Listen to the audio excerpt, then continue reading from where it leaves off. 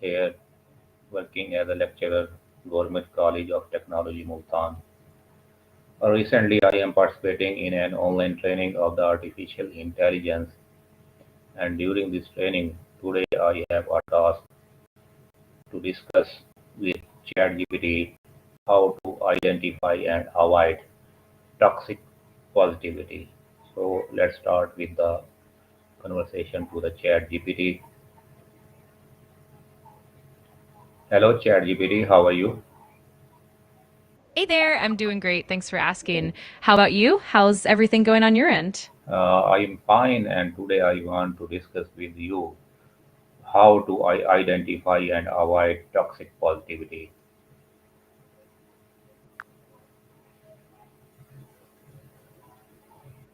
That sounds like a really important topic. It's definitely useful to know how to recognize when positivity becomes harmful and how to balance it with genuine emotional expression. Where would you like to start? First question is that toxic positivity mean in a simple word. Explain, please. Absolutely. In simple terms, toxic positivity is when there's an excessive focus on being positive and happy to the point where it invalidates or ignores genuine negative emotions. It's basically pushing a constant positive attitude, even when it's not appropriate, and it can make people feel pressure to hide their true feelings. How is toxic positivity different from healthy positivity? Great question. Healthy positivity acknowledges and validates all emotions, both the positive and the negative. Feel their emotions fully and then gently guides them toward optimism or solutions. On the other hand, toxic positivity denies or dismisses negative emotions, often making people feel guilty or shamed for feeling anything other than happy. So, healthy positivity is more balanced and empathetic, while toxic positivity is more rigid and dismissive.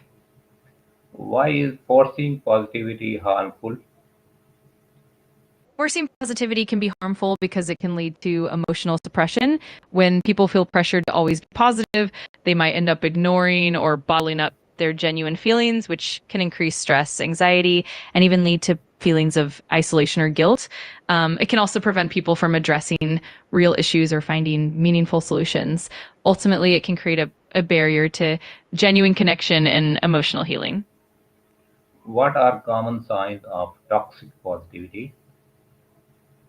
Some common signs include dismissing someone's negative feelings with phrases like just stay positive or look on the bright side, ignoring or minimizing genuine struggles, and pressuring people to be happy even when they're going through a difficult time. Another sign is a lack of empathy or understanding, where emotional complexity is overlooked in favor of an overly simplistic positive outlook.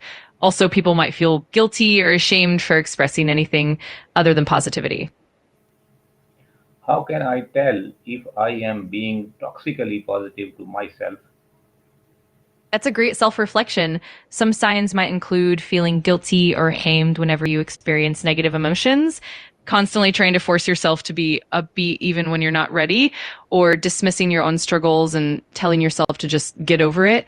Another indicator is if you find it hard to acknowledge or process any negative feelings, and you might notice that you're avoiding certain emotions or experiences altogether. It's definitely a process of being gentle and honest with yourself. How can I recognize toxic positivity in others? Recognizing it in others often involves noticing when their genuine feelings are being dismissed or invalidated. For example, if someone shares a struggle and the response is something like, just stay positive, or it could be worse without acknowledging their feelings, that can be a sign.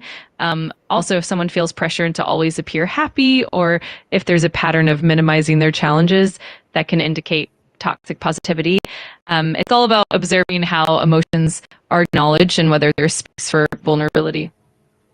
Why do people use toxic positivity without realizing it?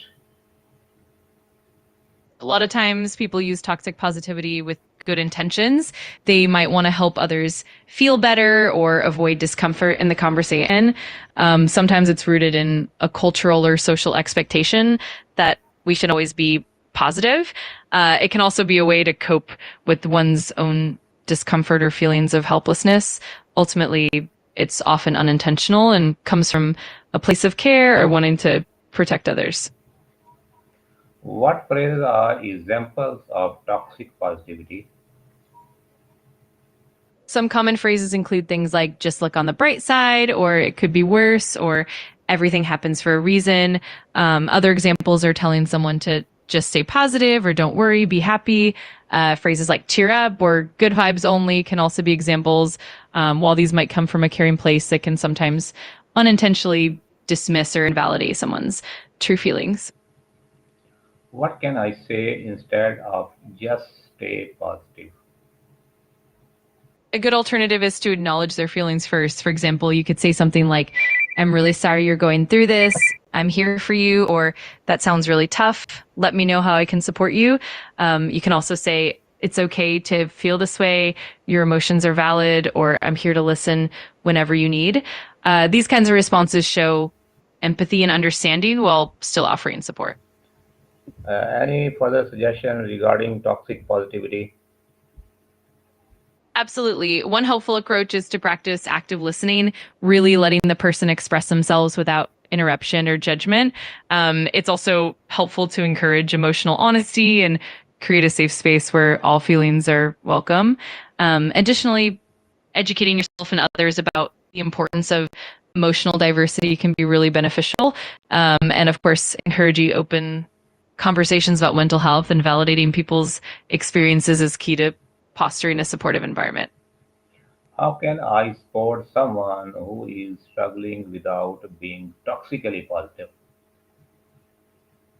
It really helps to pay attention to verbal and nonverbal cues.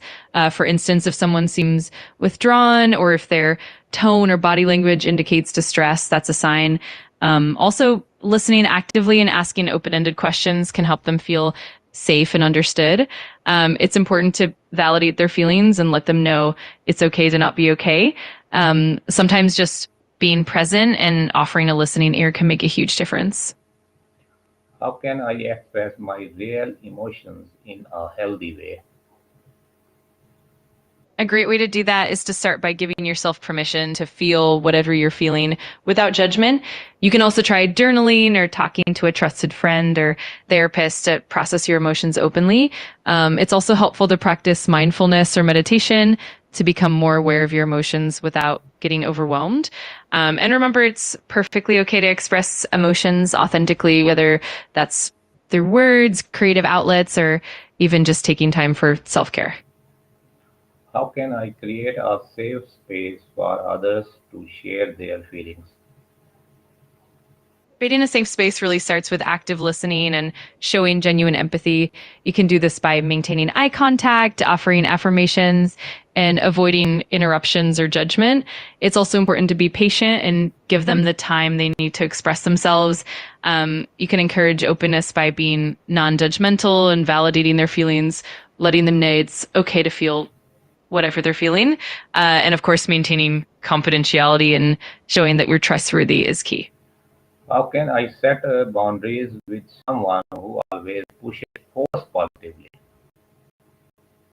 Setting boundaries starts with clear and compassionate communication. You can calmly let them know how their responses impact you and express your need for emotional validation. For example, you can say something like, I appreciate your positivity, but right now I really need to express how I'm feeling, or I value your support. And it helps me more when we acknowledge both the positives and the challenges. It's also helpful to gently redirect the conversation when needed and reinforce your boundaries consistently. Over time, this helps create a more supportive and understanding dynamic.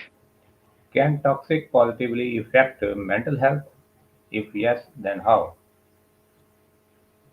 Yes, it definitely can impact mental health negatively. When someone is constantly encouraged to suppress their negative emotions, it can lead to increased stress, anxiety, or even feelings of isolation and guilt. Over time, this can contribute to a lack of emotional resilience and make it harder to cope with real challenges. It can also prevent people from seeking the help they need or from building genuine coping strategies. Ultimately, it's important to allow space for all emotions to promote better mental well-being. Thank you very much for your precious suggestions and your time. You're very welcome. I'm always happy to help. If you have any more questions or just want to chat, feel free to reach out anytime. Take care. Take care.